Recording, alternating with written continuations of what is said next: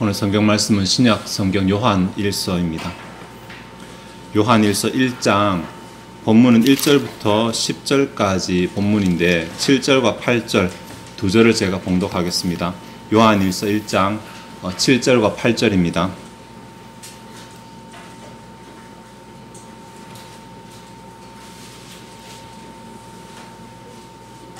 그가 빛 가운데 계신 것 같이 우리도 빛 가운데 행하면 우리가 서로 사귐이 있고 그 아들 예수의 피가 우리를 모든 죄에서 깨끗하게 하실 것이요 만일 우리가 죄가 없다고 말하면 스스로 속이고 또 진리가 우리 속에 있지 아니할 것이요. 아멘. 요한 1서는 요한이 생의 말년에 기록한 성경들입니다. 요한복음을 기록하고 그 다음에 반모섬에 있을 때 요한계시록을 기록하고 반모섬에서 유배가 끝나고 돌아와서 마지막에 에베소에서 자신의 생을 마감할 때까지 머물렀는데 이 시기에 요한 1, 2, 3서를 기록한 것으로 알려져 있으니까 자신의 생의 마지막으로 기록한 성경이기도 하고 성경 전체에 있어서도 마지막에 기록한 성경이기도 합니다. 성경 전체의 마지막이라고 하지만 시작은 태초라는 단어부터 시작을 해서 굉장히 스케일이 큰 성경으로 알려져 있습니다. 오늘은 지난주와 같은 방식으로 지난주에 베드로전서 1장의 부분을 살폈는데 오늘은 요한일서 1장의 부분을 좀 포괄적으로 이렇게 흐름을 좀 살펴보려고 합니다. 요한일서는 내용이 굉장히 많습니다. 정말 굉장히 많은 성경이라서 이 부분을 가지고 연구를 하고 파고 들어가면 한도 끝도 없습니다. 그래서 오늘은 그것이 아니라 요한일서 1장이 주는 우리에게 주는 그런 큰 교훈만 생각을 해 보도록 하겠습니다. 1장 1절부터 4절까지가 서론 부분, 인사말이 없는 서론 부분에 해당되고 5절부터가 본론에 해당되는데 두 개로 나눠서 생각해야 되겠죠. 1절에서 4절 부분을 보시면 태초부터 있는 생명의 말씀에 관하여 우리가 들은 바 이렇게 쭉 나옵니다. 그런데 문법적으로 보면 이게 하나의 문장입니다. 굉장히 복잡하거든요. 그래서 또 이 복잡한 문법을 따라가다 보면 더 힘들어지니까 주제 요소만 한번 생각해 보도록 하겠습니다. 1절부터 3절까지 먼저 봐야 되는데 1절부터 3절까지를 주제를 가지고 보면 뭔가 같은 내용이 계속 반복해서 나옵니다. 생명이라는 단어도 우리라는 단어도 계속 반복해서 나오는데 이것이 계속 반복되면서 조금씩 전진하는 구조를 가지고 있습니다. 1절에 보시면 태초부터는 생명의 말씀에 관해 쭉 말하고 나서 우리가 보았다, 그리고 들었다, 우리 손으로 만졌다, 눈으로 보았다 이 얘기를 합니다. 그러니까 말씀 나오고 우리가 그것을 직접 보았다, 경험했다 이런 주제가 1절에 나오고 2절 태초에 말씀이 또 나오고 생명이 나오고 우리가 보았다는 얘기가 또 나오고 그리고 그것을 너에게 전한다 라는 내용 나옵니다.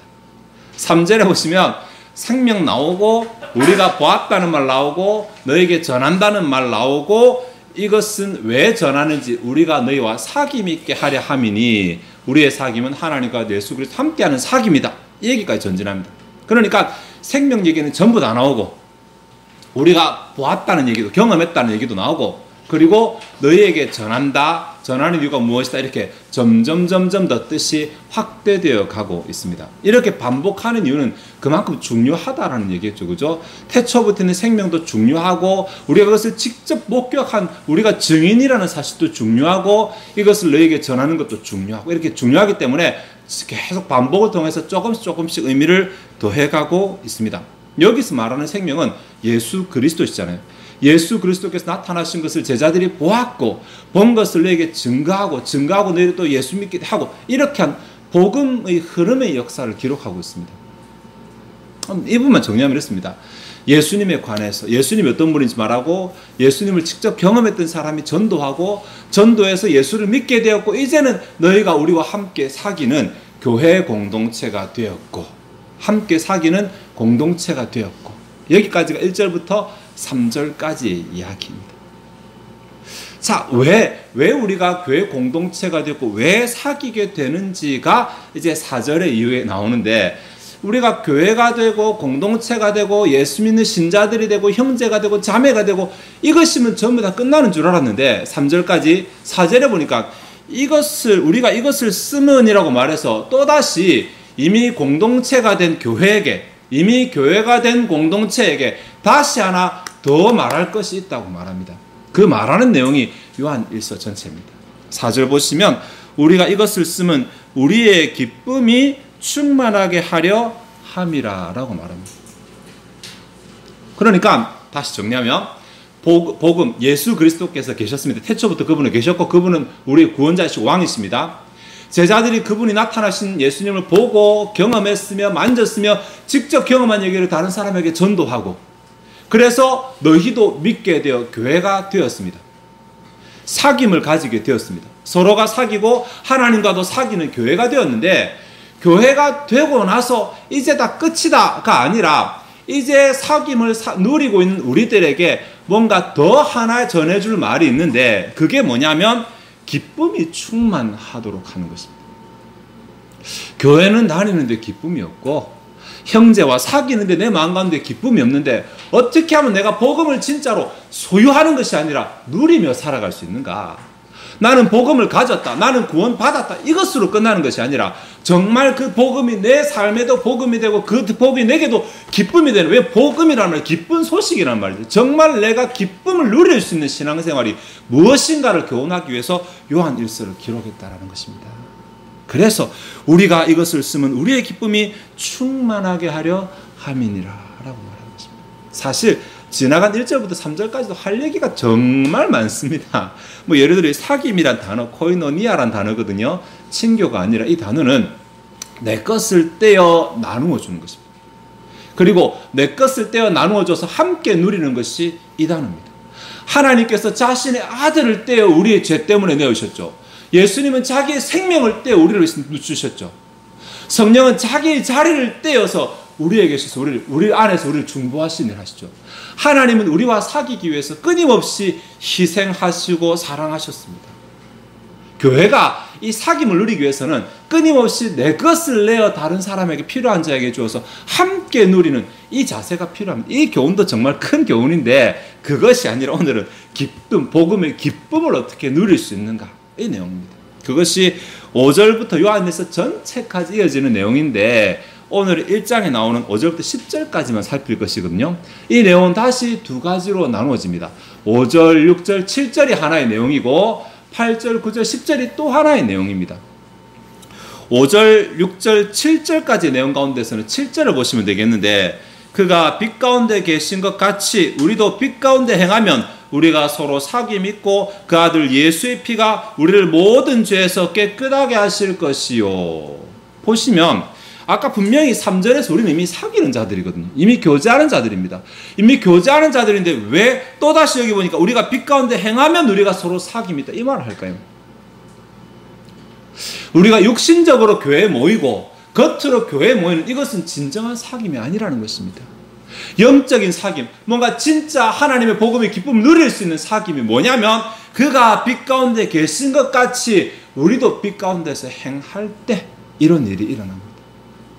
행하면이라는 이 단어는 한 걸음 한 걸음 걸어간다는 단어입니다. 원래 뜻이. 그러니까 그냥 삶을 몽땅그려서 나 예수 믿는 삶이야. 그러니까 나는 하나님 안에 있어. 이런 게 아니라 내가 말하고 내가 밥 먹고 내가 행동하는 순간순간마다 하나님 안에서 하나님 기준으로 하나님 기쁘시게 하기 위해서 밥 먹고 걸어가고 말하고 숨쉬고 이런 것을 말합니다. 아주 구체적인 기준을 말합니다. 내 삶에서 내가 뭘 하기 전에 그래 내가 하나님 기준에서 이거 해야지 하나님이 기뻐하시는 걸 해야지 이렇게 생각하고 그렇게 노력하는 것은 빛 가운데 행하는 것이고 이렇게 우리가 빛 가운데 행할 때 우리가 하나님과 사귐이 있는 것입니다. 그 아들 예수의 피가 우리를 모든 죄에서 깨끗하게 하실 것이요. 이 말 뭐냐면 우리 천국 못 간다는 말이냐 그렇게 못 살면 천국 못 간다는 말이 아니고 이미 우리는 천국 갑니다. 그죠? 천국 가는데 온전히 그분께서 깨끗하게 하신 이 땅 가운데에서의 삶을 누릴 수 있다는 것입니다. 죄로부터 벗어나고 죄의 무게에서 벗어나고 죄에 얽매는 것으로 벗어나서 하나님의 자녀답게 살아갈 수 있다는 말이 됩니다. 죽어서 천국 가는 거예요. 예수 고백하는 그 순간 다 천국 가잖아요. 근데 예수 믿고 천국 가는 게 아니라 예수 믿고 이 땅을 우리가 또 수십 년을 살아가야 되는데 살아가는 그 가운데 하나님의 자녀답게 살아갈 수 있는 방법이 뭐냐? 하나님의 자녀답게 하나님께 요구하고 받아 누리고 그 이유가 뭐냐면 빛 가운데 행할 때 빛 가운데 행할 때 우리가 빛 가운데 행하는 게 뭐냐면 하나님 편에서 생각하는 것 어떻게 하면 하나님 기쁘시게 할까를 생각하는 것 어떻게 하면 하나님 좋아하실까를 생각하는 것 이렇게 살아가는 것이 내가 빛 가운데 행하는 것이고, 그렇게 할 때 나는 이 죄의 덩어리로부터 해방된 삶을 이 땅 가운데 살아갈 수 있으며 온전한 기쁨을 누리게 된다는 것입니다. 두 번째, 8절에서 10절까지의 내용입니다. 9절을 보시면, 만일 우리가 우리의 죄를 자백하면 그는 미쁘시고 의로우사 우리 죄를 사하시며 우리를 모든 불의에서 깨끗하게 하실 것이요. 7절에도 보니까 우리를 모든 죄에서 깨끗하게 하실 것이요 나오는데, 9절에 보니까 모든 불의에서 깨끗하게 하실 것이요 나오네요. 여기 빛, 깨끗함, 의, 생명, 이 다 같은 불이죠, 그죠? 다음에 어두움, 더러움, 죄, 불이 또 같은 불입니다. 같은 불을 단어만 바꿔서 말합니다. 그러니까 내가 죄가 없을 수 없잖아요. 세상 가운데 살아가는데 어떻게 죄를 안 짓고 살아갑니까? 죄를 짓지 마라고 하는 것이 아니라 죄를 지었을 때 회개하라고 하는 것입니다. 죄가 내 안에 머물지 못하도록, 죄가 내 안에 남아있지 못하도록 하나님 앞에서 그 문제를 해결하라는 것입니다. 예수의 이름으로 회개하면 하나님께서는 또 우리를 깨끗하게 하실 것이고, 그럼 또 우리가 하나님과 교제하는 빛의 삶을 계속 살아갈 수 있기 때문에 그렇습니다. 우리가 하나님의 은혜를 누리지 못하는 삶이 뭐 때문이냐면 죄 때문입니다. 죄가 하나님과 우리 사이를 가려서 하나님의 은혜를 내가 받아 누리지 못하도록 만들기 때문에, 그러니까 신자일수록 끊임없이 자신의 죄의 문제를 해결하는 삶을 살고 죄를 내려놓는 삶을 살아야 됩니다. 이것은 신자의 삶의 축입니다. 하나의 축입니다. 없어서는. 그래서 우리가 기도할 때마다 회개 기도를 하는 이유가 뭐냐면, 회개 기도 안 하고 기도하면 하나님과 나 사이에 간이 생긴 상태에서 기도를 하게 되니까, 하나님과 나 사이에 막힌 죄의 문제를 해결하고 기도해야 하나님과 내가 교제하는 가운데 기도가 되니까 회개를 하고 기도를 하는 것입니다. 그래서 꼭 필요한 것입니다. 자, 이 두 가지만 정리를 해볼까요? 그러면 어떻게 하면 교회가 진짜 복음을 가지고 사는 것이 아니라 누리며 살 수 있는가? 어떻게 하면 신자가 복음을 복음답게 기쁨을 누리며 살아갈 수 있는가? 두 가지 원리 말했습니다. 하나는 빛 가운데 행하는 것입니다. 하나님의 기준을 따라 살아가는 것입니다. 이렇게 100에 100까지 다 하나님의 기준으로 살아가면 좋지만, 혹 우리가 놓치고 잘못하고 죄를 범하게 되었을 때는 얼른 회개해서 빨리 다시 그 자리를 회복하는 것입니다. 이것이 무슨 거창한 목사가 되고 선교사가 되고 이렇게 해야 기쁨을 누릴 수 있는 것이 아니라, 신자라면 누구나 다 자신의 삶에서 가장 기본적인 두 가지 자세를 통해서 복음의 기쁨을, 복음을 복음답게 누리며 살아갈 수가 있다는 것입니다. 하나님의 기준으로 생각하고, 하나님의 기준으로 말하고, 하나님의 기준으로 행동하는 것.